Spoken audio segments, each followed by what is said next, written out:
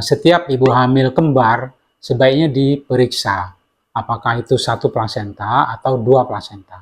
Halo keluarga kita, saya Dr. Gatot Abdul Razak, spesialis obstetri ginekologi, konsultan feto maternal. Saya ingin cerita tentang apa sih itu hamil kembar. Jadi hamil kembar itu bisa satu plasenta, bisa dua plasenta. Yang sering jadi masalah adalah hamil kembar dengan satu plasenta. Karena kadang-kadang kalau hamil kembar satu plasenta itu ada pembuluh darah di plasenta itu yang nyambung. Nyambung itu artinya janin yang satu memberi darah ke janin yang satunya.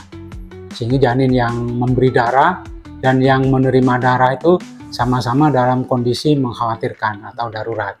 Karena yang memberi darah itu kecil sekali, yang menerima darah menjadi besar, bengkak, dan itu kalau tidak dilakukan tindakan dengan laser fetoskopik, memutus sambungan itu, maka dua-duanya akan berakhir dengan kematian.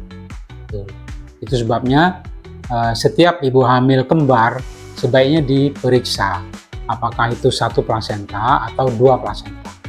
Kalau satu plasenta, hati-hati. Kontrolnya bukan tiap bulan, tapi tiap 2 minggu untuk melihat apakah nanti ada sambungan.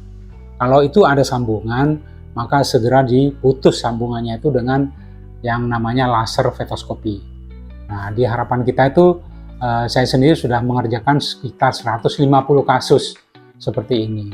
Dan banyak orang Indonesia yang tidak jadi ke luar negeri karena ternyata di Indonesia itu lebih banyak mengerjakan laser fetoskopi dibanding dengan beberapa negara tetangga lah, katakanlah gitu. Untuk USG ya, ibu-ibu hamil biasanya menyebutnya USG feto maternal. Sebenarnya sih USG yang lebih detail ya tentang kemungkinan ada kelainan janinnya itu biasanya dilakukan pada usia hamil 13 minggu dan 20 minggu.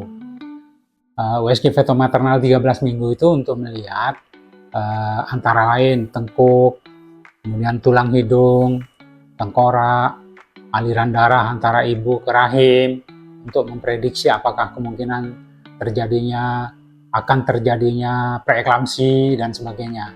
Sedangkan pada USG feto maternal yang kedua itu biasanya dilakukan antara 18 sampai 22 minggu. Itu untuk melihat organ secara keseluruhan dari ujung kepala sampai ujung kaki. Misalnya otak, ya, mata, hidung, bibir, ya, celah-celah langit-langit, dagu, kemudian jantung, dada, perut, lambung, ginjal, kandung kencing, dan ekstremitas, tangan dan kaki. Itu maksudnya USG feto maternal.